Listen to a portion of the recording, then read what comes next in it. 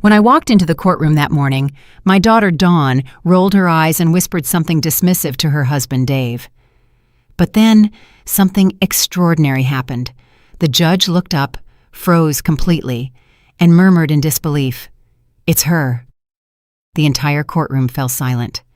None of them had any idea who I really was until that moment. That trial changed everything. My name is Maeve. I am 69 years old, and until a few months ago I was just a regular, everyday grandma. Each morning I woke up at 6, brewed my coffee in the same chipped mug I'd used for 20 years, and looked out the window of my small kitchen as I watered the African violets my late husband loved so much. It was a simple, predictable life, full of small rituals that gave me peace. For 45 years, I was the mother who sacrificed everything for my only daughter, Dawn. I worked nights cleaning offices, sold homemade cupcakes on the weekends, and sewed clothes to make a few extra bucks. It was all so she could go to college and have the life I never had. When she married Dave, an arrogant man who never said a kind word to me, I swallowed my pride and welcomed them into my house every Sunday with a table set and my best smile. I thought that after my husband passed away, Dawn and I would grow closer. How naive I was. Instead of finding comfort in our shared company, my daughter began to see me as a burden. Her visits became obligatory and cold, her calls less frequent, and her excuses for avoiding me grew more and more creative. The greatest humiliation of my life came on a gray Thursday in October.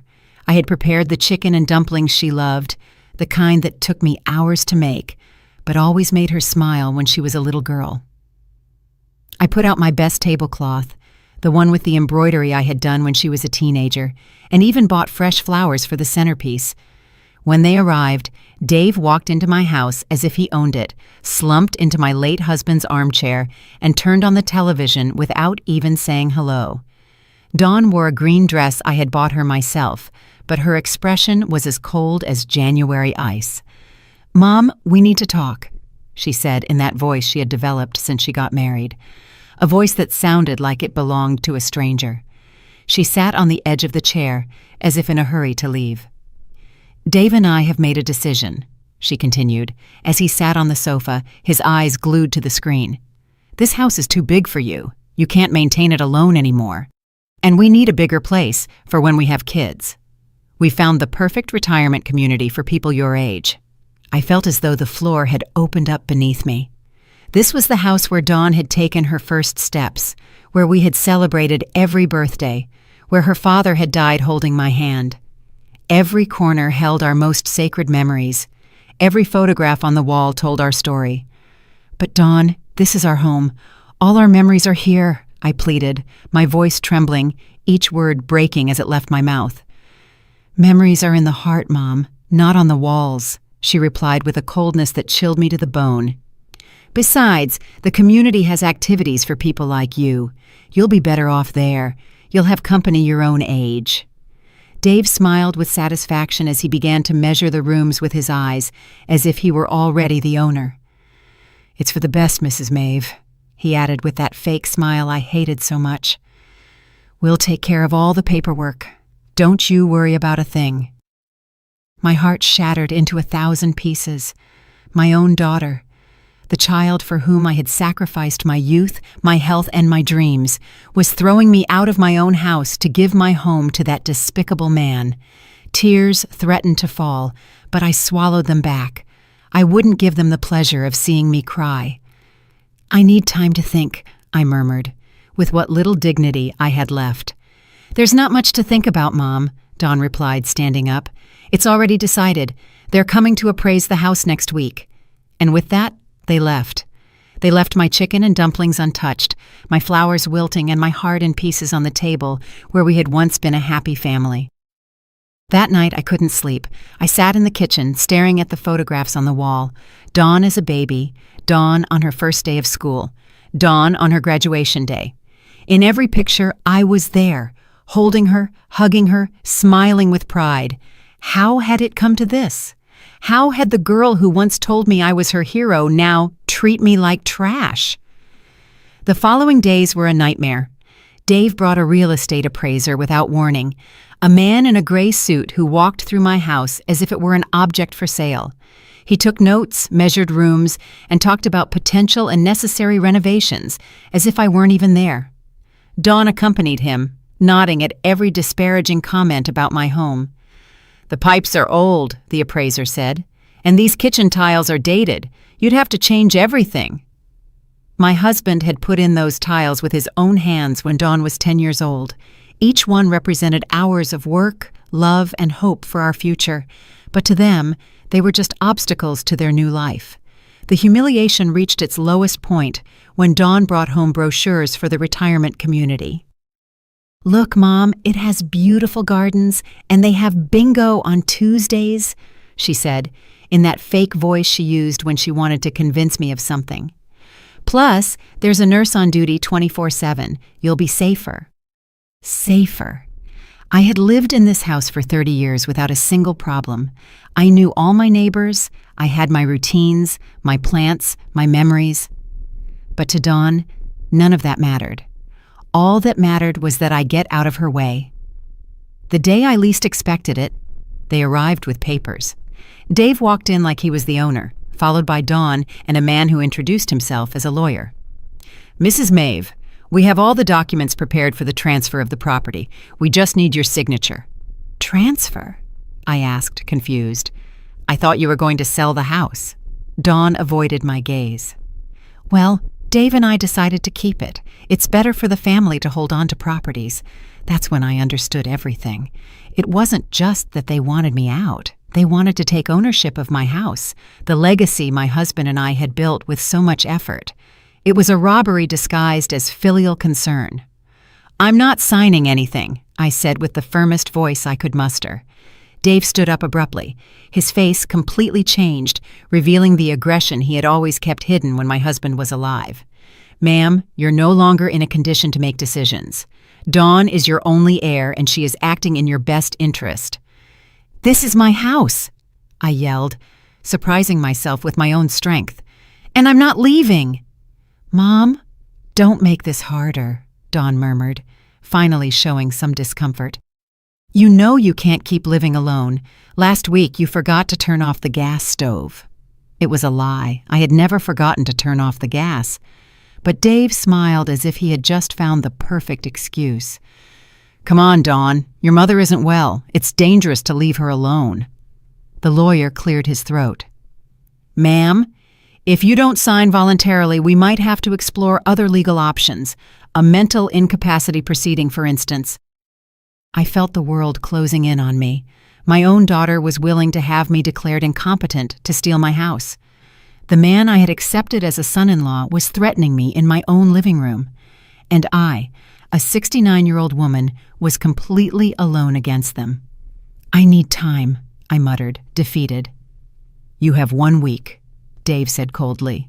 "Then we'll do what we have to do." When they left, I collapsed into my husband's armchair and cried as I hadn't since his funeral.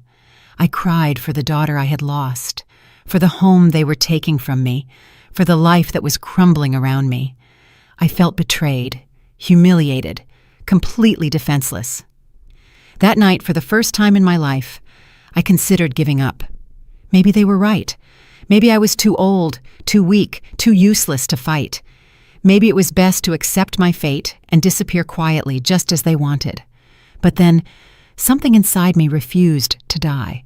A small flame of dignity that still burned in my chest. I wasn't going to let them trample all over me without a fight, not after a lifetime of sacrifice and devotion. The next day, Dawn came back alone. For a moment, my heart filled with hope. Maybe she had reconsidered. Maybe she had come to ask for my forgiveness.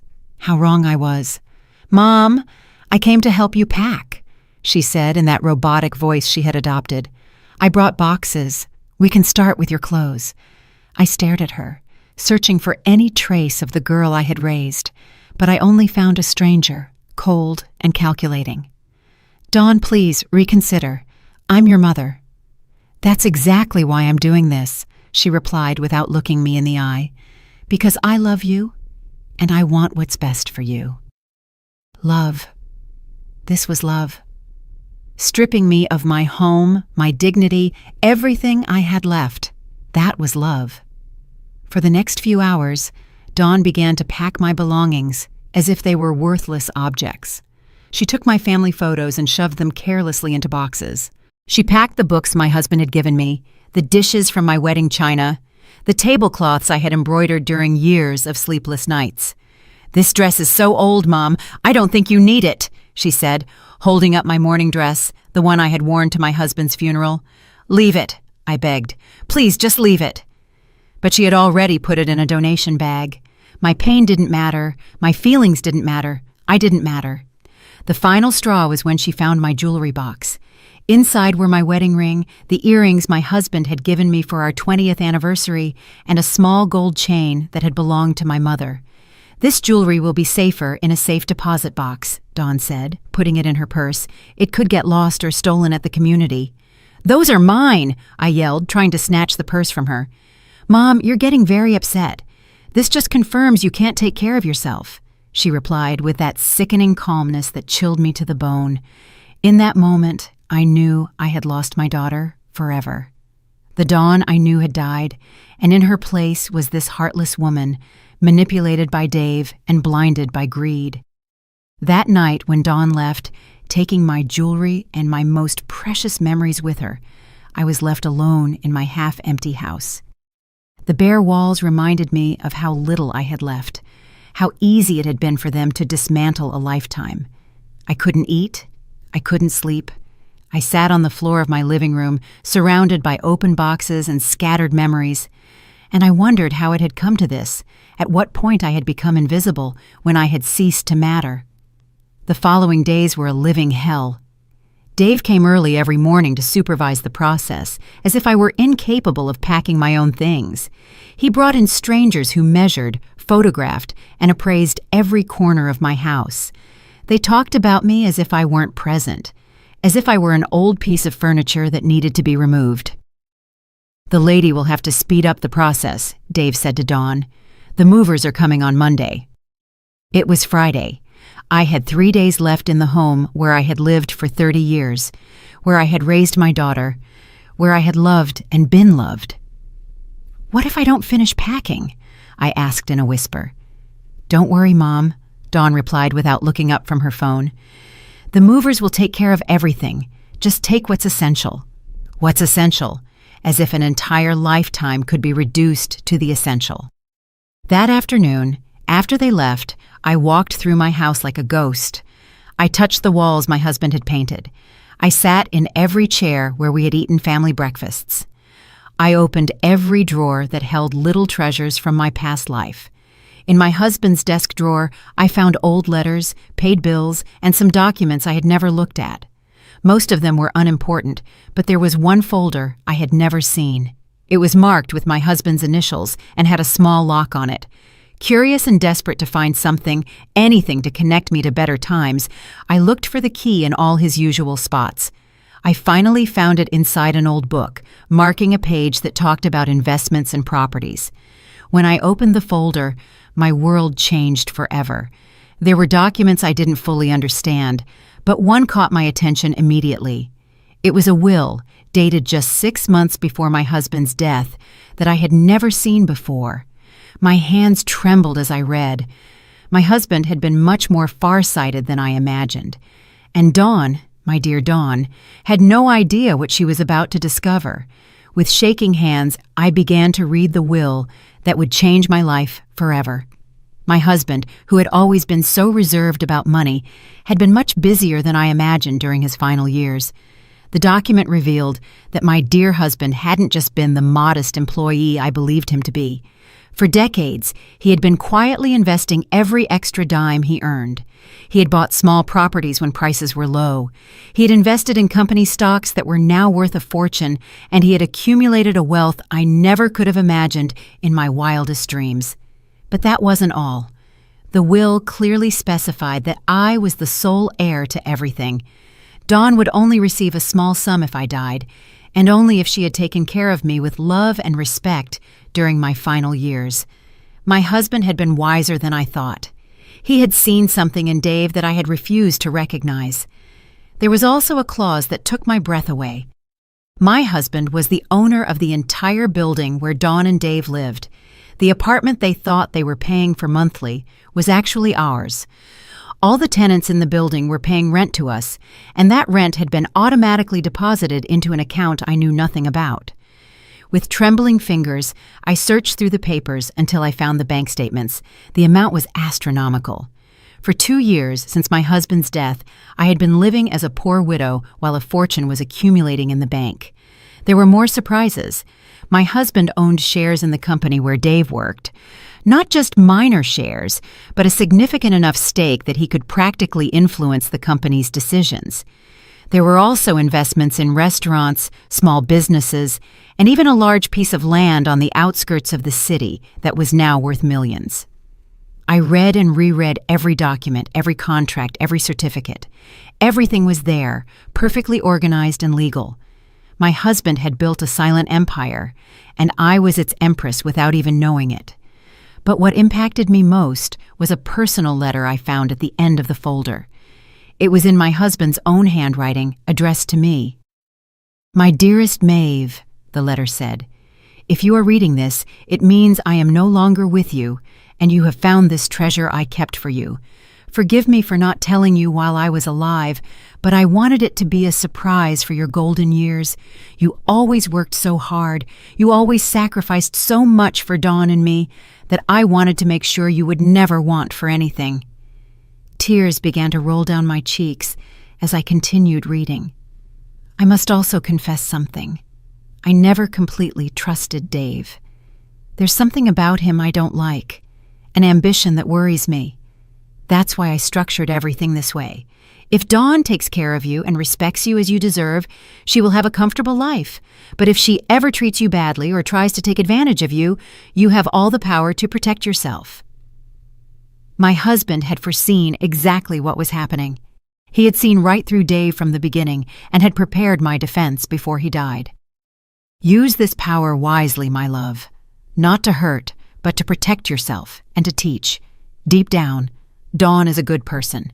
She's just confused. But if you need to defend yourself, you now have the tools to do it. Signed, your husband who loves you for all eternity.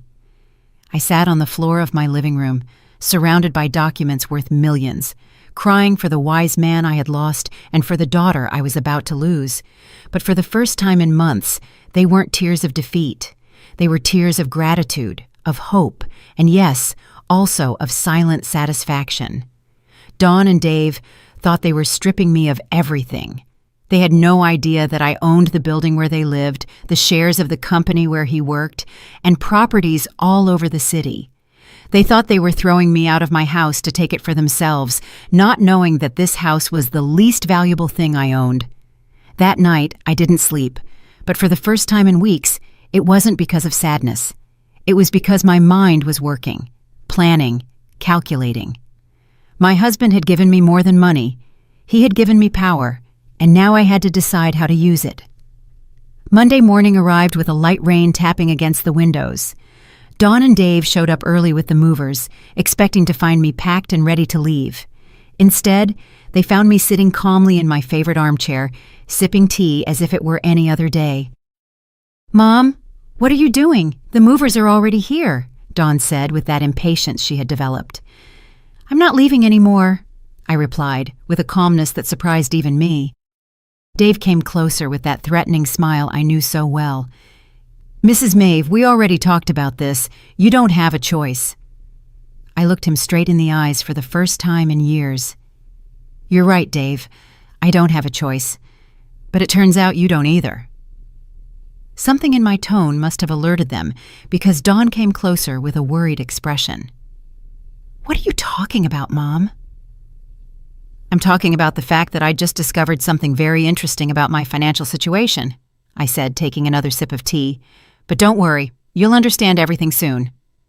Dave and Dawn looked at me with that expression they reserved for when they thought I was talking nonsense. But I was no longer the same scared woman from the week before. I had a plan, and most importantly, I had the power to execute it. "Mom, enough with the games," Dawn said with irritation. "The movers are waiting, and they have other jobs after ours." Then they can leave, I replied calmly, because they're not moving a single thing here. Dave stood up abruptly. Ma'am, I don't think you understand the situation. You no longer have a choice in this matter. On the contrary, Dave, I think it's you who doesn't understand the situation. I slowly got up from my chair and walked to the desk where I had left some of the documents I had found. Not all of them, just a few that I needed for this conversation. Did you know that your apartment, the one you've been living in for 3 years, has never been paid to the real owner? Dawn frowned. What are you talking about? We pay it religiously every month. Yes, but you pay it to a property management company that in turn deposits the money to me, because I own the entire building. The silence that followed was deafening. Dave was the first to react with a nervous laugh. That's impossible. You live on a measly pension. I lived on a pension because I chose to, I replied, enjoying every second of their confusion. My husband was much smarter than any of us imagined. I showed them one of the property deeds. Dawn took it with trembling hands and read it 1, 2, 3 times. This can't be real, she murmured. It's as real as the fact that you were throwing me out of my own house to take it for yourselves. But it turns out, this house is the least valuable thing I own. Dave snatched the document from Dawn's hands. His face turned pale as he read, This has to be fake, a forged document. You can verify it whenever you like, I said, with a smile I hadn't felt in months. In fact, I encourage you to do so. Dawn collapsed onto the sofa as if her legs had been cut out from under her. Why didn't you ever tell us anything? Because I didn't know myself until 3 days ago. Your father kept this secret to protect me. What a visionary he was. Dave began to pace the room in circles, clearly agitated. This changes everything, Dawn. If your mother really owns the building, it means she can evict you whenever she wants. Along with all the other tenants who have been paying me on time for 2 years. I completed the sentence for him. You can't do that, Dawn said, her voice cracking. We're family. Family. The word came out of my mouth with more bitterness than I intended. Like when you were going to declare me mentally incompetent to steal my house. Like when you packed my memories as if they were trash. Like when you took my mother's jewelry. Dawn began to cry, but they were no longer the manipulative tears she had learned to use. They were tears of genuine terror. Mom, please, we can fix this. It was all Dave's idea. Dawn, Dave yelled, furious that she was blaming him. It's true, she continued, ignoring him. He convinced me it was what was best for you. He said you were losing your memory, that you couldn't take care of yourself. And you believed him, I asked, feeling my heart break once more. Do you know your mother so little that you believed him over your own intuition?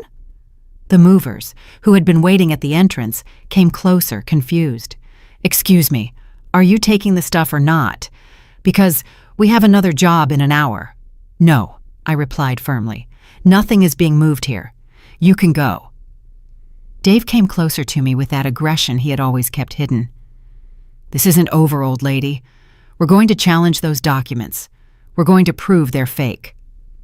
Go right ahead, I said, unfazed. In the meantime, I hope you have enough money saved to find somewhere else to live, because on the first day of next month, you're going to receive an eviction notice. You can't do this to us, Dave yelled, completely losing his composure. I can and I will, but don't worry, I'll be fair. I'll give you the 30 days that the law allows. Dawn stood up abruptly from the sofa. Mom, please, you have to understand. Dave told me that if I didn't convince you to move, he would leave me. He said he couldn't stand living knowing you were here alone, being a danger to yourself. And that justifies everything you did to me? I asked.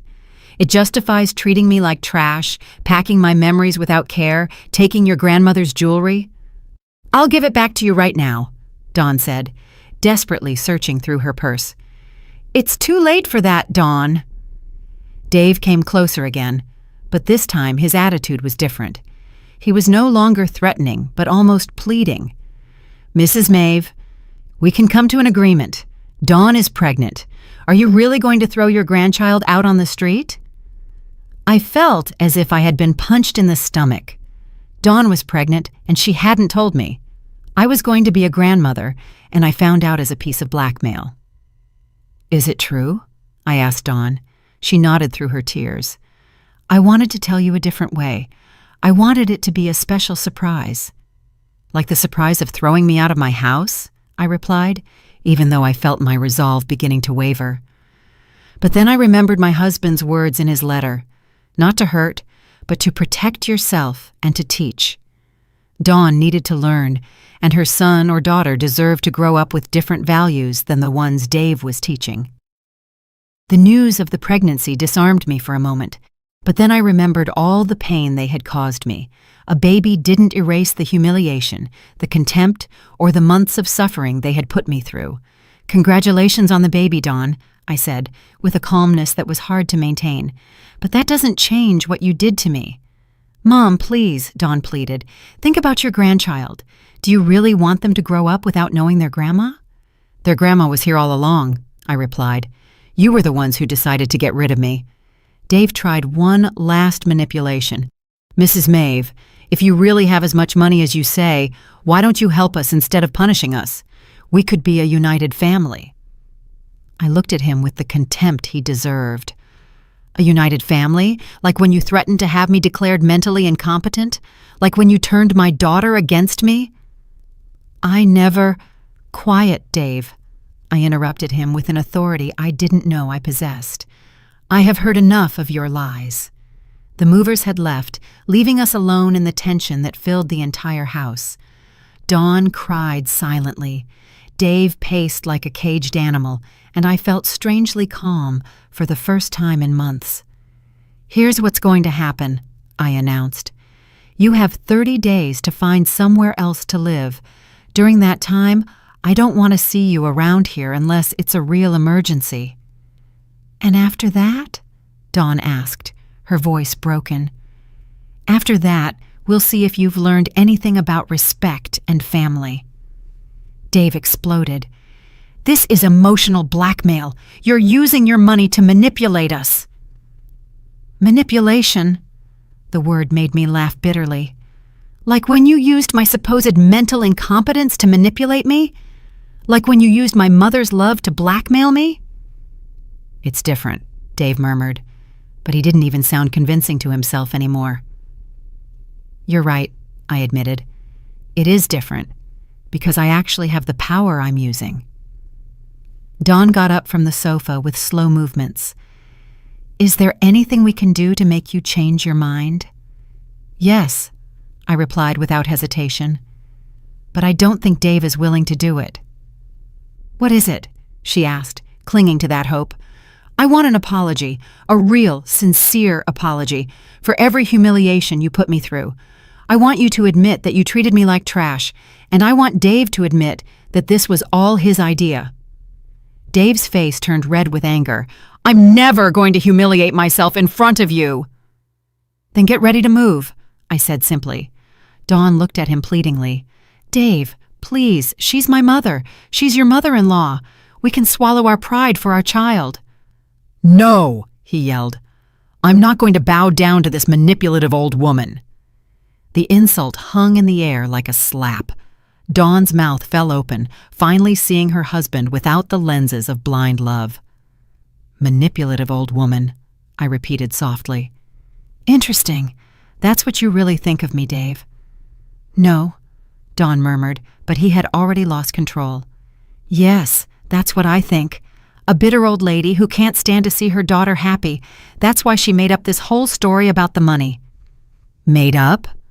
I walked to the desk and took out more documents. Did I also make up these bank statements? Did I make up these property deeds? Did I make up these stock certificates? I put each document on the dining room table, one by one, until the surface was covered with irrefutable proof of my fortune. Dawn came closer and began to examine the papers with trembling hands. Oh my God, Mom, this is real. It's all real. Very real, I confirmed, and now you understand why your husband is so desperate to discredit me. Dave tried one last gambit. Dawn, you can't believe your mother hid all this for years. She's a liar. No, Dawn suddenly yelled, surprising us all. Stop it, Dave. Just stop. She turned to me with tears streaming down her cheeks. "Mom, forgive me. Forgive me for everything. You're right. I treated you like trash. I took your memories, your jewelry, your dignity, and the worst part is that I did it because he convinced me you were a burden." "Dawn, don't listen to her," Dave tried, but she ignored him completely. "He filled my head with lies about your mental health, about the dangers of you living alone.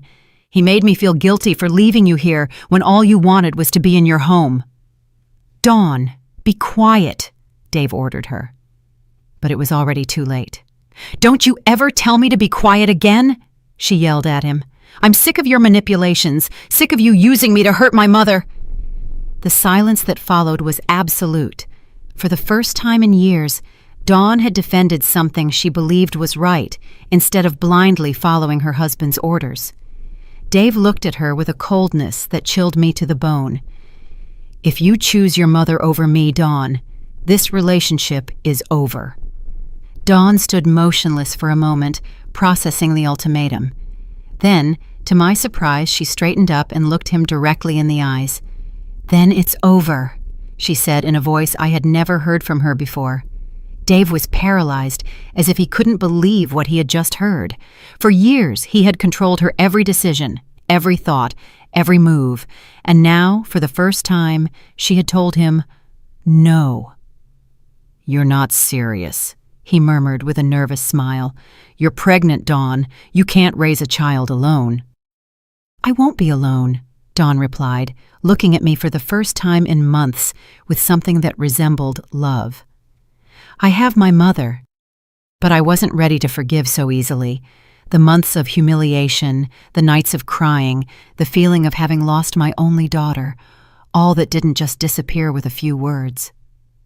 "Dawn," I said softly, "I appreciate that you finally opened your eyes, but this doesn't fix everything that happened." Her face fell. "Mom, please. I know I don't deserve your forgiveness, but I'm willing to do whatever it takes."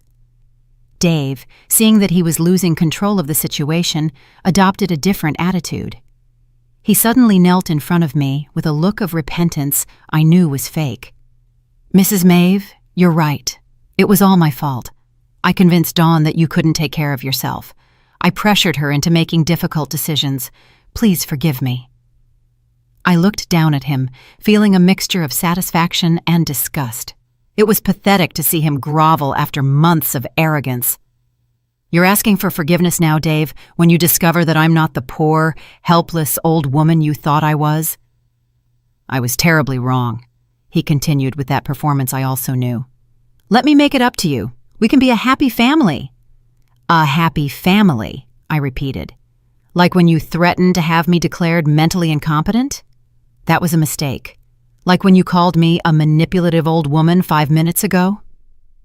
Dave swallowed hard, realizing that every word he had said was being used against him. I was upset. I didn't know what I was saying. "No," I said firmly.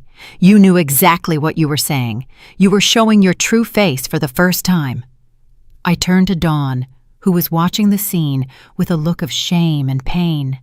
"And you, Dawn, for months you treated me like a nuisance. Do you think an apology erases all that?" "No," she admitted, her voice cracking. "I know I can't erase what I did, but I can try to make things right." "How?" Dawn looked at Dave, who was still kneeling on the floor with a pleading expression. Then she looked at me. "By leaving him," she said finally. "By leaving this man who convinced me to betray the only person who has ever loved me unconditionally." Dave stood up abruptly. "You can't be serious. You're having my child." "I am having my child," Dawn replied with a determination that filled me with pride despite everything. "A child I don't want to grow up watching his father manipulate and mistreat his grandmother." "Dawn, you're making the biggest mistake of your life," Dave threatened. "The biggest mistake of my life was marrying you," she retorted. Dave looked at both of us with pure hatred. "This isn't over. I'm going to fight for custody of my child. I'm going to prove that both of you are crazy." "What money are you going to fight with?" I asked calmly. "Because tomorrow morning, I'm going to talk to your boss. Did you know I own enough shares in your company to influence personnel decisions? Dave's face turned completely pale. You wouldn't dare. After all you've done to me. Of course I would. That's an abuse of power, he muttered. Like when you abused my mother's love to manipulate me. Like when you abused Dawn's trust to turn her against me. Dave headed for the door, but stopped before leaving. This doesn't end here, he said, his voice full of venom. I'm going to destroy both of you. Go ahead and try, I replied, unfazed. But do it from somewhere else, because you have exactly 1 hour to get your things out of my building. 1 hour? You said we had 30 days. That was when Dawn was with you. Now that she's on her own, there's no reason for you to keep living on my property. Dave slammed the door behind him, making the whole house tremble. Dawn and I were left alone for the first time in months, surrounded by a heavy silence and documents that proved a reality that was still hard to process. Mom, Dawn murmured after a long while, can you ever forgive me? I looked at her, this 30-year-old woman who had just discovered she had been living a lie, who had betrayed her mother for a man who was worthless, who was pregnant and alone. I don't know, Dawn, I replied honestly. You hurt me a lot. I know, she whispered, and I'm going to spend the rest of my life trying to make it up to you. Starting with what? Starting with giving you back your mother's jewelry, she said, pulling out the small bag she had taken days before, and by asking if I can stay here tonight. I have nowhere else to go. I looked at the bag with my mother's jewelry. Then I looked at my pregnant and alone daughter, and I felt my heart soften just a little. One night, I said finally. But tomorrow we start talking about how you're going to earn my trust back. Dawn nodded, tears of gratitude running down her cheeks. Thank you, Mom. I promise I'm going to make things right. But I knew that promises were easy to make and hard to keep.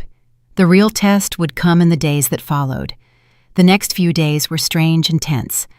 Dawn stayed in her old room, which I had kept exactly the same since she got married.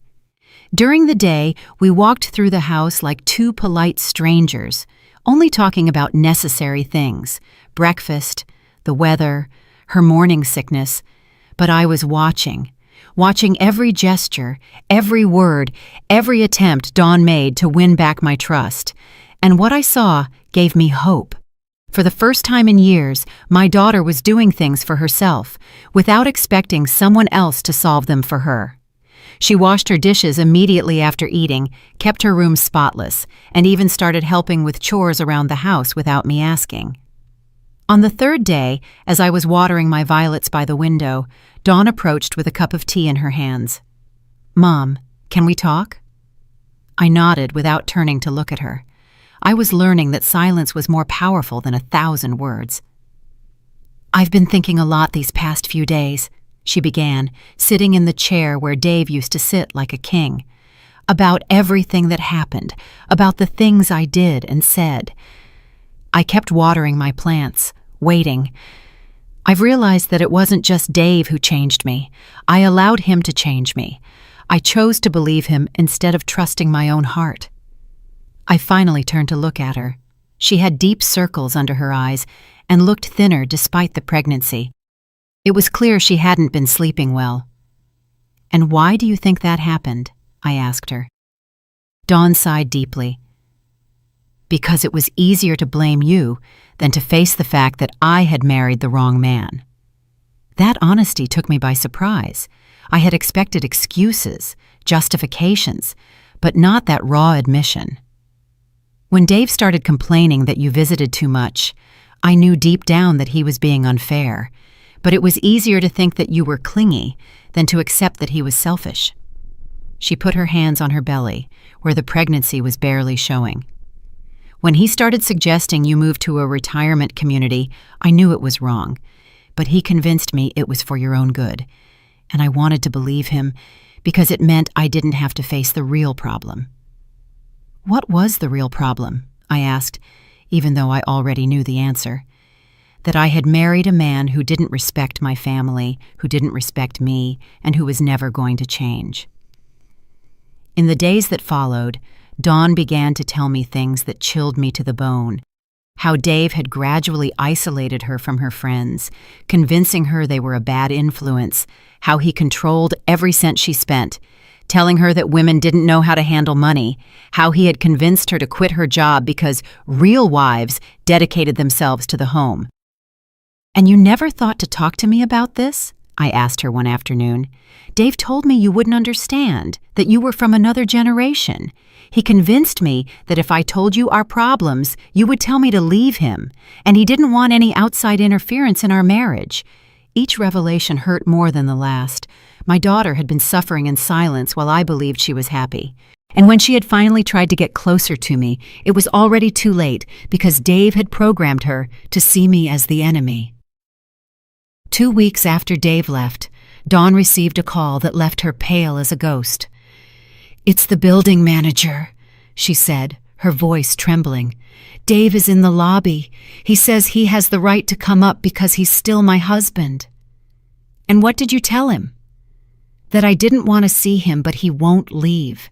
He's yelling that he's going to call the police, that this is kidnapping." I got up from my chair with a calmness that surprised me. "Tell the manager to come down. I'm going to talk to him." "Mom, he's really upset. We don't know what he's capable of." "Exactly," I replied. "That's why I have to go down there." When I got to the lobby, I found Dave in a fury yelling at the poor building manager who was trembling behind his desk. "That crazy old lady has my wife kidnapped," Dave was shouting. "I want you to call the police right now." "Good afternoon, Dave," I said in a serene voice. He turned to me, his eyes bloodshot. He had obviously been drinking. "You give me back my wife right now." "Dawn is exactly where she wants to be," I replied. "And if you don't leave my property immediately, I'll be the one calling the police." "This isn't your property. You're a liar." I took out my phone and dialed my lawyer's number, putting it on speakerphone. "Attorney Victoria?" I said when she answered. "It's Maeve. I have an upset man here who refuses to leave my building. Could you confirm that I am the legal owner?" "Of course, Mrs. Maeve," my lawyer's clear voice replied. "You are the sole owner of the building located at—" Dave went silent as he listened to the legal confirmation.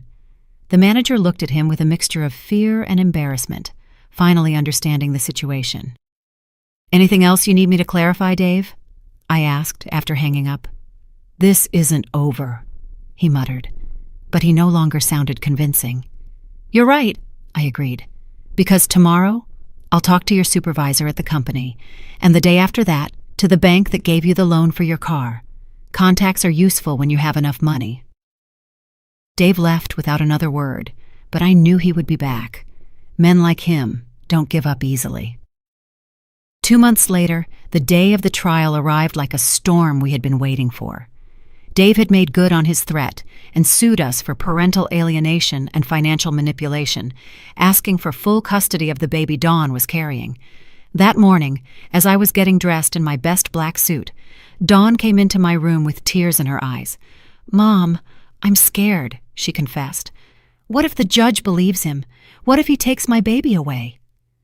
I hugged her for the first time in months, feeling her body tremble against mine. "That's not going to happen," I assured her. "We have the truth on our side." When we arrived at the courthouse, Dave was already there with a lawyer who had clearly cost him more than he could afford.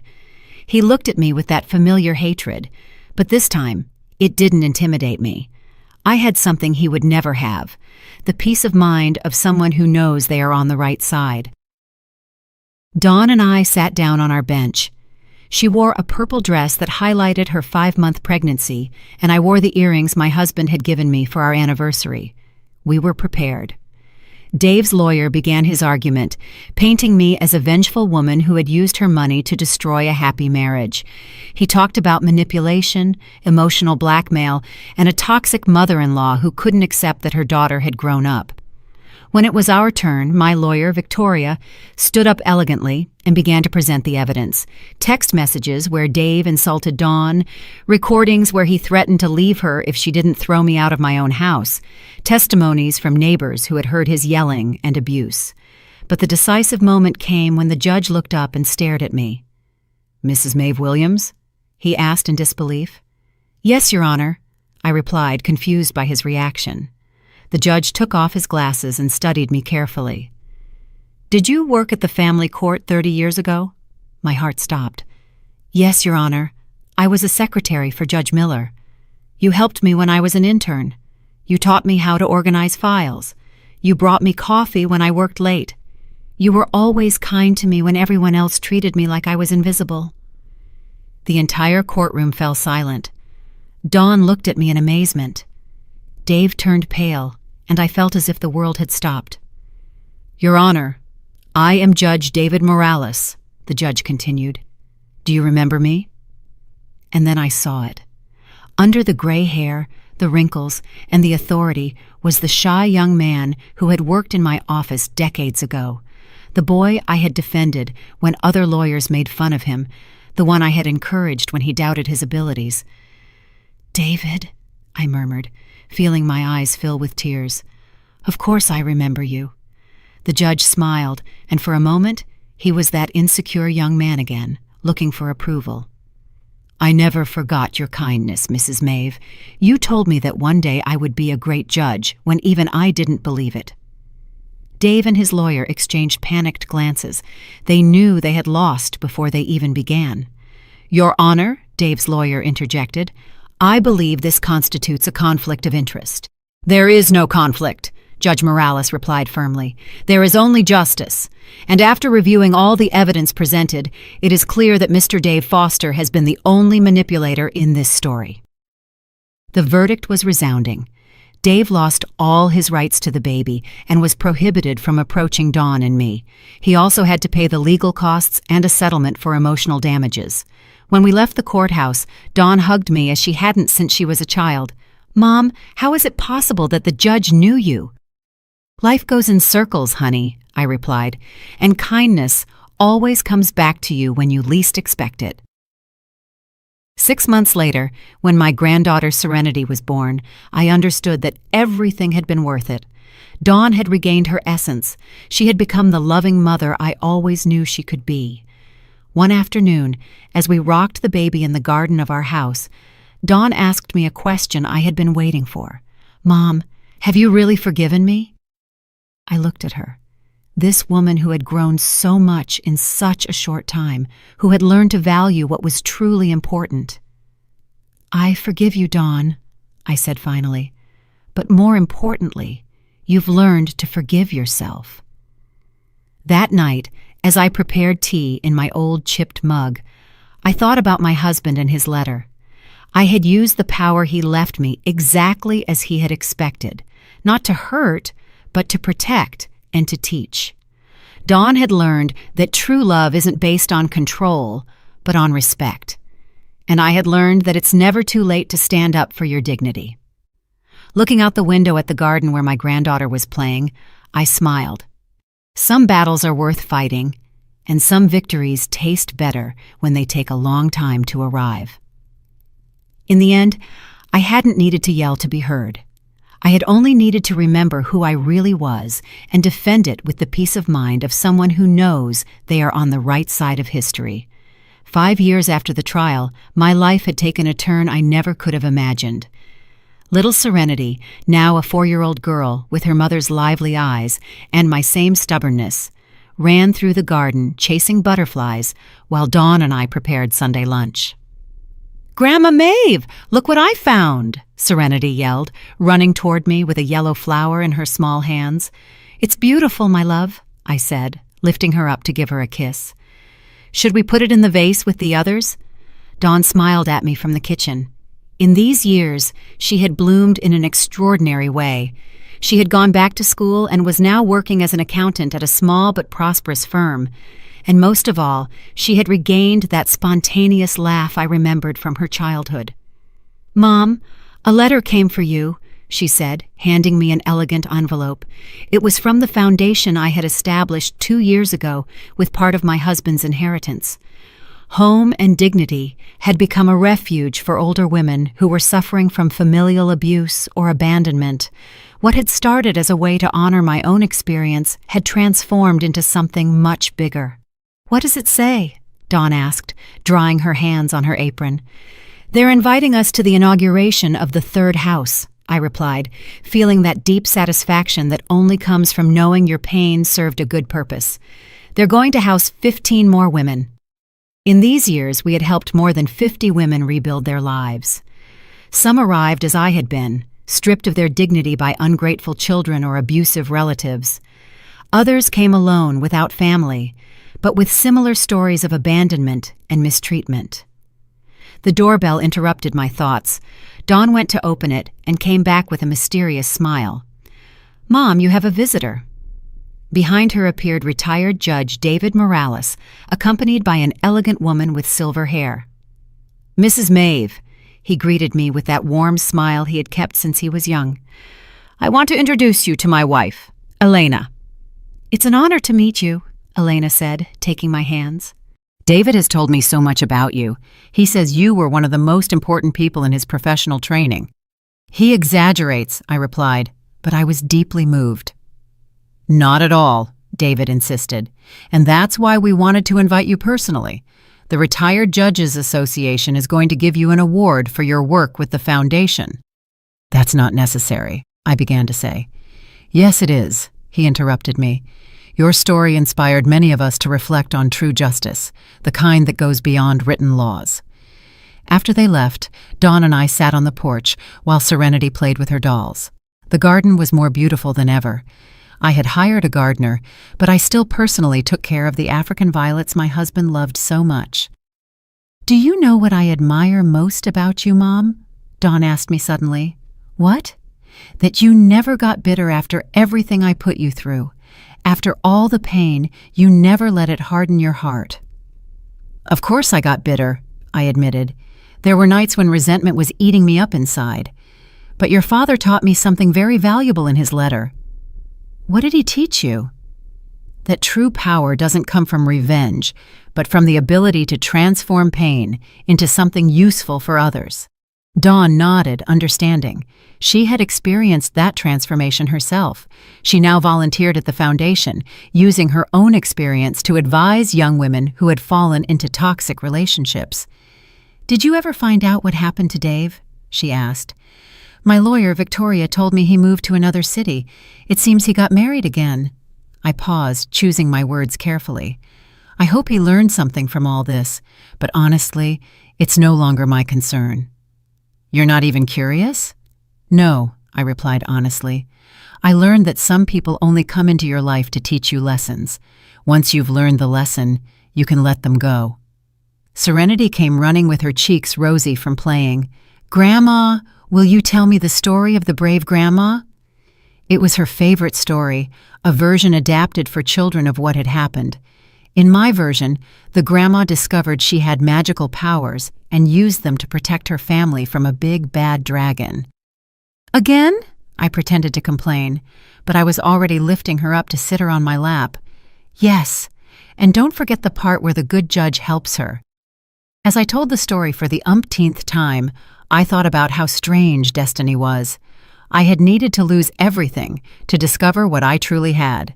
I had to hit rock bottom to find my real strength. "And happily ever after?" Serenity asked when I finished. "Happily ever after," I concluded. "The brave grandma found her happy ending." "You found your happy ending, Grandma," Serenity said. I looked around. Dawn was setting the table for dinner. The garden was blooming. My beautiful granddaughter was in my arms, and the letter from the foundation promised to help even more women. "Yes, my love," I replied. I did. That night, after putting Serenity to bed, I sat in my favorite armchair with a cup of tea and the letters that arrived weekly from the women we had helped. An elderly woman, 75 years old, thanked me for giving her the courage to face her abusive son.